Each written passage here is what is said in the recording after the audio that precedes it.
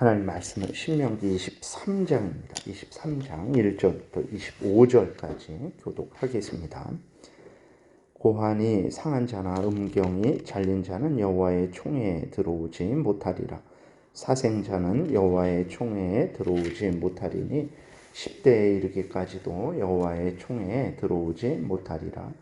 암몬 사람과 모압 사람은 여호와의 총회에 들어오지 못하리니 그들에게 속한 자는 10대뿐 아니라 영원히 여호와의 총회에 들어오지 못하리라. 그들은 너희가 애굽에서 나올 때에 떡과 물로 너희를 길에서 용접하지 아니하고 메소포타미아의 부돌 사람 부올의 아들 발람에게 뇌물을 주어 너희를 저주하게 하려 하였으나 내 하나님 여호와께서 너를 사랑하심으로 내 하나님 여호와께서 발람의 말을 듣지 아니하시고 내 하나님 여호와께서 그 저주를 변하여 복이 되게 하셨나니 내 평생에 그들의 평안함과 형통함을 영원히 구하지 말지니라. 너는 에돔 사람을 미워하지 말라. 그는 내 형제임이니라.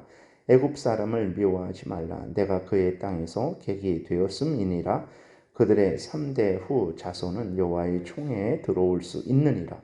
내가 적군을 치러 출진할 때에 모든 악한 일을 스스로 삼갈지니 너희 중에 누가 밤에 몽설함으로 부정하거든 진영 밖으로 나가고 진영 안에 들어오지 아니하다가 해질 때에 목욕하고 해진 후에 진에 들어올 것이요 내 진영 밖에 변소를 마련하고 그리로 나가되 내 가구에 작은 삽을 더하여 밖에 나가서 대변을 볼 때에 그것으로 땅을 팔 것이요 몸을 돌려 그 배설물을 덮을지니 이는 내 하나님 여호와께서 너를 구원하시고 적군을 내게 넘기시려고 내 진영 중에 행하심이라.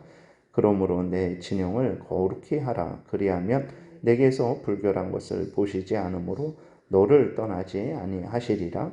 종이 그의 주인을 피하여 내게로 도망하거든 너는 그의 주인에게 돌려주지 말고 그가 내 성읍에서 원하는 곳을 택하는 대로 너와 함께 내 가운데에 거주하게 하고 그를 압제하지 말지니라.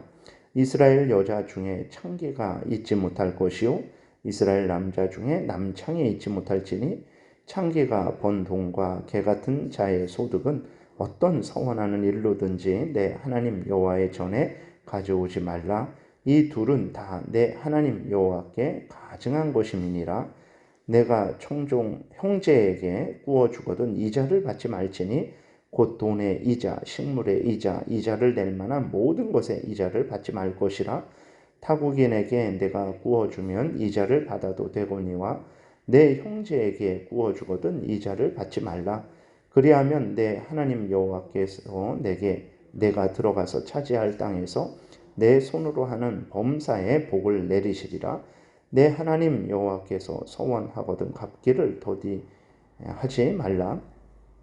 내 하나님 여호와께 서원하거든 갚기를 더디하지 말라. 내 하나님 여호와께서 반드시 그것을 내게 요구하시리니 더디면 그것이 내게 죄가 될 것이라. 내가 서원하지 아니하였으면 무죄하리라. 그러나 내 입으로 말한 것은 그대로 실행하도록 유의하라. 무릇 자원한 예물은 내 하나님 여호와께 내가 서원하여 입으로 언약한 대로 행할지니라. 내 이웃의 포도원에 들어갈 때에는 마음대로 그 포도를 배불리 먹어도 되느니라. 그러나 그릇에 담지는 말 것이요 내 이웃의 곡식밭에 들어갈 때에는 내가 손으로 그 이삭을 따도 되느니라. 그러나 내 이웃의 곡식밭에 낫을 대지는 말지니라. 아멘. 기도드리겠습니다. 살아계신 하나님 아버지 감사합니다. 오늘도 은혜를 내려주시고 인도해 주셔서 감사합니다. 하나님의 말씀을 전하고 듣습니다. 성령께서 역사하셔서 하나님의 뜻을 잘 깨달아 알게 도우시고 하나님이 알려주시는 대로 하나님 말씀을 따라서 살아가는 복된 삶 살게 도우소서 감사드리고 예수 그리스도의 이름으로 기도드렸습니다. 아멘. 오늘 본문에서는 이제 여러 가지에 대해서 하나님께서 말씀을 하고 계신데 1절, 2절에 보게 되면 이제 여호와의 총회에 들어올 수 있는 자, 들어올 수 없는 자에 대해서 말씀을 하십니다.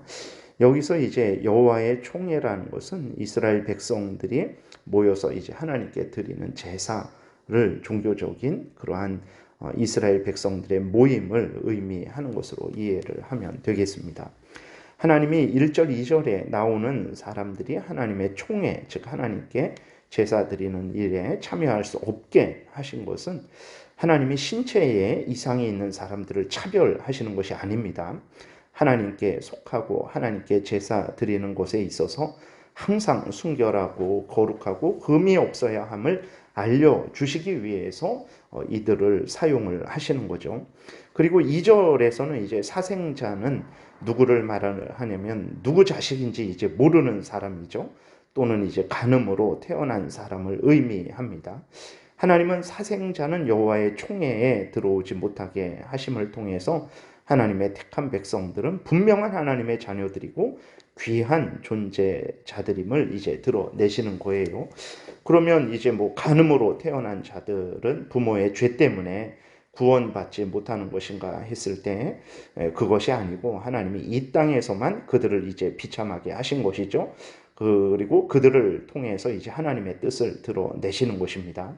그들에게서 구원의 소망도 하나님께서 배제시키시는 것은 아니라는 것을 우리가 또 생각을 해야 되겠고, 이 법은 이제 구약의 이스라엘에게만 해당되는 법이라는 것을 우리가 또 생각을 해야 되겠습니다. 그래서 이러한 것을 가지고 오늘날에도 저 사람은 부정한 사람이다, 교회에 들어올 수 없는 사람이다, 뭐 하나님의 저주를 받은 사람이다 라고 함부로 그렇게 생각을 해서는 절대로 안 되는 것입니다.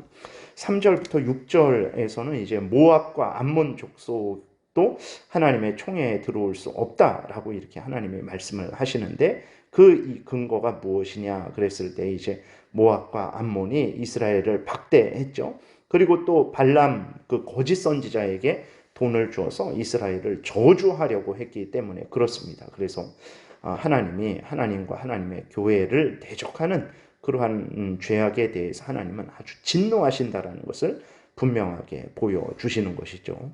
7절부터 8절에서는 이제 에돔에 대해서는 하나님이 너그러운 판결을 하세요. 그러나 에돔도 모압이나 암몬처럼 이스라엘이 자신의 땅을 통과하지 못하도록 처음에 군대를 이제 데리고 나와서 막아섰습니다. 그래서 이스라엘 백성들이 이제 더 먼 길을 돌아가게 된 것이거든요.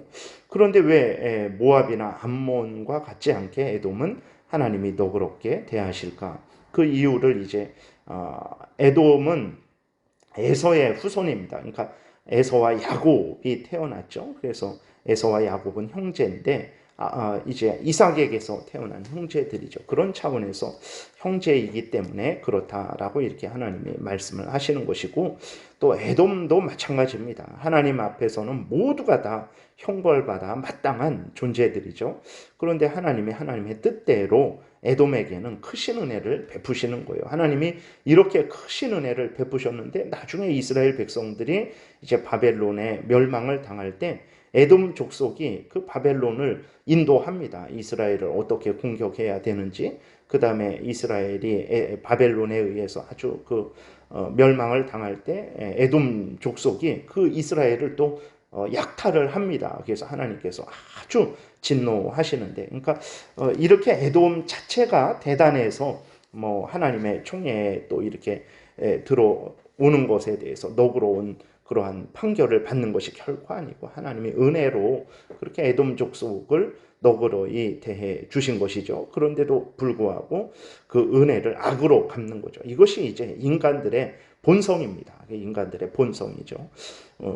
그러므로 우리를 하나님께서 예수 그리스도로 하여금 대신 우리의 모든 죄악을 담당하셔서 죽게 하시고 예수 그리스도의 의를 덧입혀 주셔서 우리를 하나님의 의로운 자다, 하나님의 자녀 삼아 주신 것에 대해서 우리는 영원히 감사하고 감사해도 이제 마땅합니다. 그렇게 감사해도 그 은혜를 갚지 못하죠. 그러니까 에돔 같은 자들, 모압과 암몬 같은 자들, 그 다음에 1절, 2절에 나와 있는 대로 도저히 우리는 인간적으로는 그 누구도 하나님의 총회에 들어갈 수 없는 자들이죠.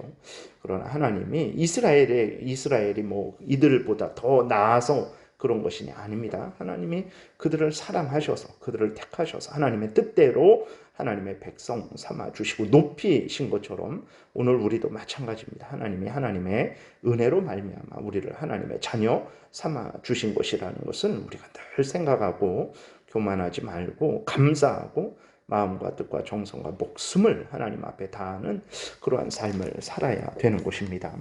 그 다음에 9절부터 이제 14절에서는 하나님이 모든 부정한 것을 미워하신다라는 것을 알려주시는 것이죠. 그러니까 꿈으로도 부정한 생각을 해서는 안 되는 거예요. 꿈으로 부정한 생각을 한 것에 대해서 우리는 그건 무의식이니까 뭐 그런 거 괜찮지 않냐? 아닙니다. 하나님 앞에서는 겉으로만 깨끗하고 정결해야 되는 것이 아니라 마음으로, 생각으로, 말로, 행동으로 전인격적으로 그렇게 해야 되는 거예요. 꿈으로 부정한 생각을 하는 자체가 우리가 죄인이다라는 것을 이제 증거하는 것이죠. 그래서 그것도 하나님 앞에 죄가 되는 것이죠.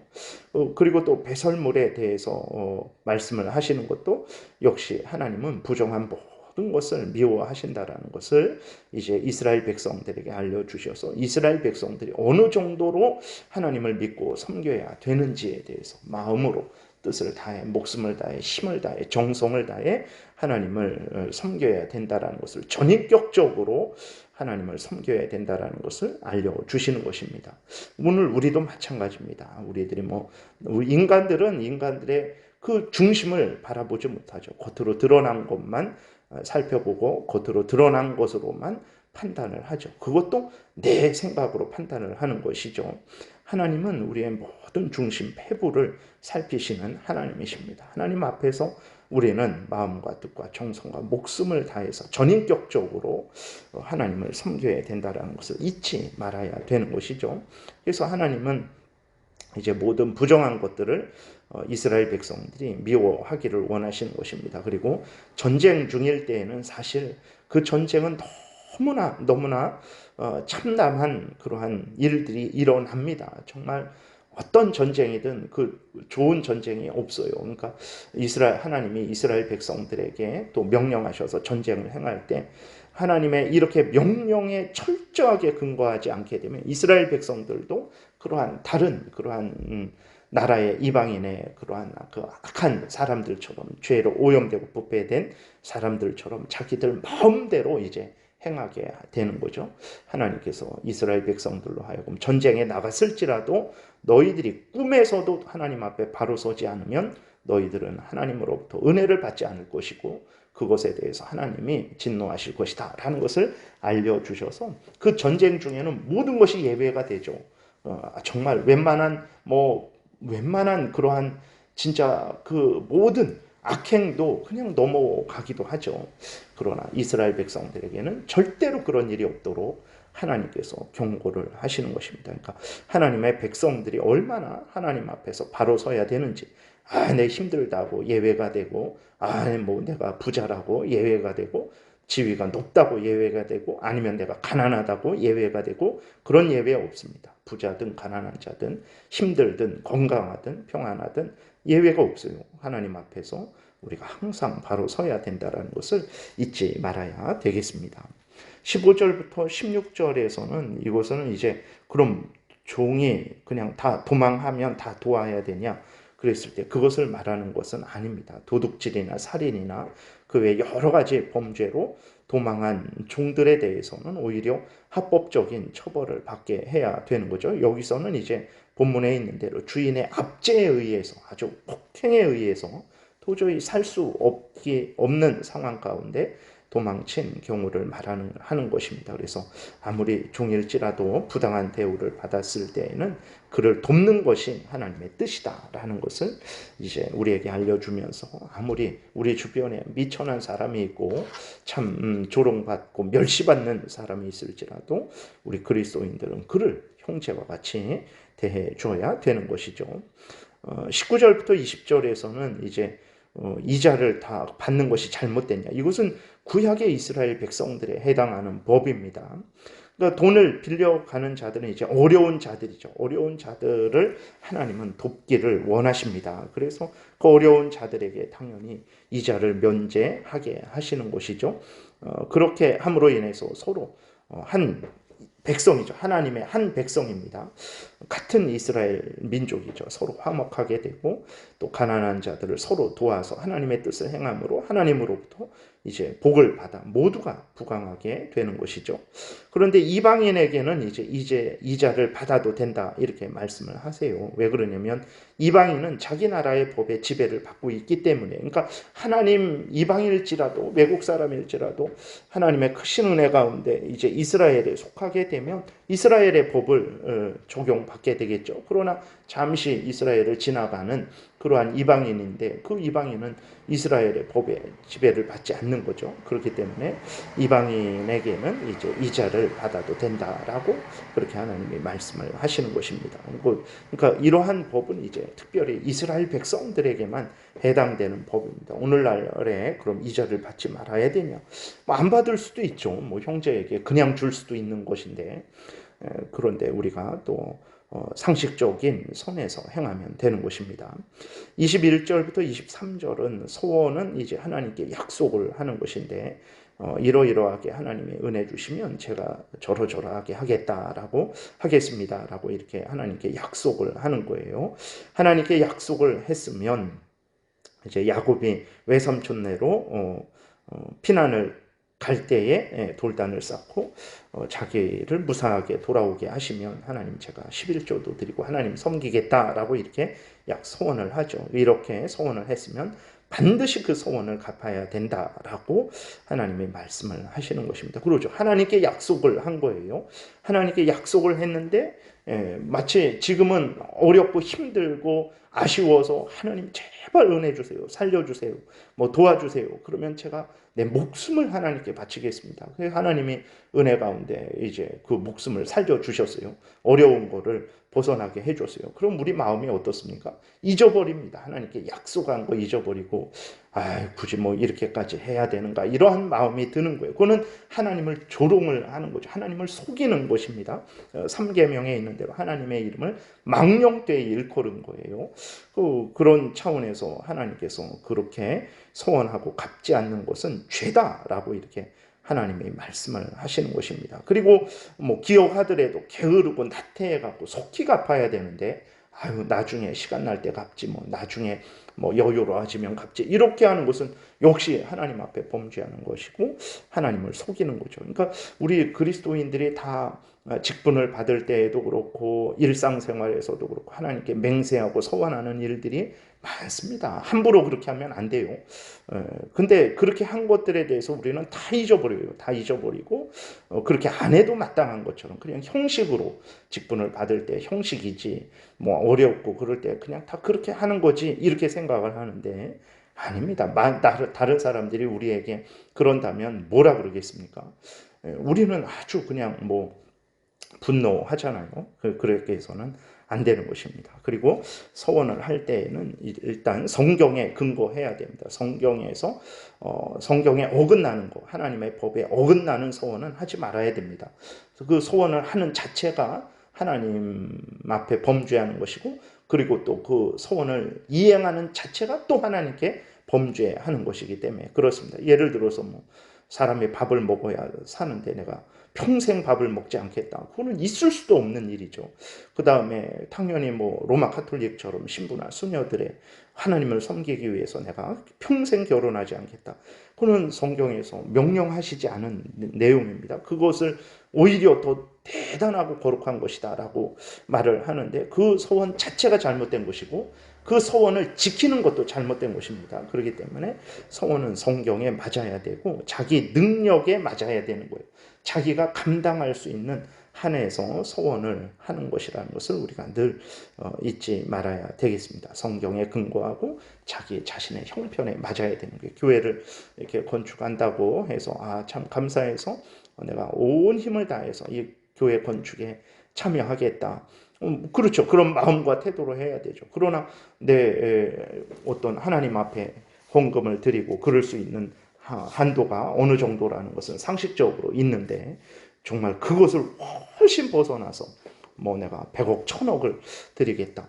물론 감사한 마음이죠. 그런 마음이 있는 자체가 참 감사합니다. 그런데 그걸 할 수 없는데 하나님 제가 뭐 100억이나 1000억을 드리겠습니다라고 하는 것은 오히려 하나님 기뻐하시지 않는다라는 것을 기억을 해야 됩니다.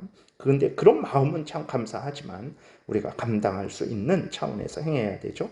24절부터 25절은 이제 배고픈 여행자가 음식을 살 수 없는 상황에서 몹시 배가 고파 힘들 때 당장의 허기를 면하기 위해서 이제 해당되는 것입니다. 그냥 뭐 아무나 이웃집에 가갖고 뭐 바구니에 담지 않고 낯을 대지 않으면 포도를 따먹어도 되고 이삭을 다 그럼 그 손으로 이삭을 다 이렇게 잘라내서 뭐 그냥 머리에 이고 그냥 어깨에 짐을 지고 나와도 낯을 대지 않았으니까 바구니에 담지 않았으니까 괜찮은 것이냐. 그거는 참 하나님의 말씀을 조롱을 하는 거죠.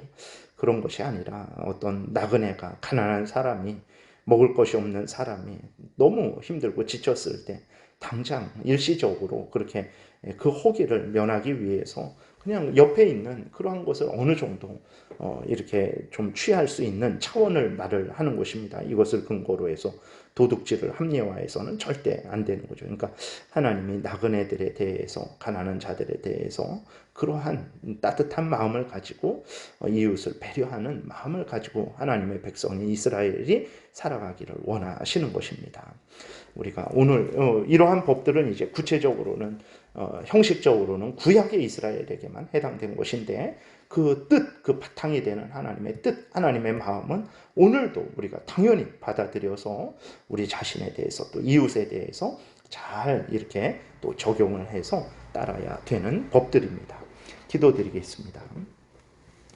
살아계신 하나님 감사합니다. 오늘도 은혜를 내려주시고 인도해 주셔서 감사합니다. 성경을 통해서 우리가 어떤 마음과 태도로 삶을 살아가야 될지에 대해서 알려주시니 감사를 드립니다. 하나님이 이렇게 하나님의 뜻을 따를 때 하나님의 영광이 드러나고 우리가 참으로 하나님의 은혜 가운데 복된 삶을 살아가고 또 많은 사람들을 유익하게 할 줄을 믿사오니 오늘도 크신 은혜를 내려주셔서 우리가 어디에서 무엇을 하든지 하나님 앞에서 하나님 말씀을 따라서 살아가게 도우소서. 감사드리고 예수 그리스도의 이름으로 기도드렸습니다. 아멘.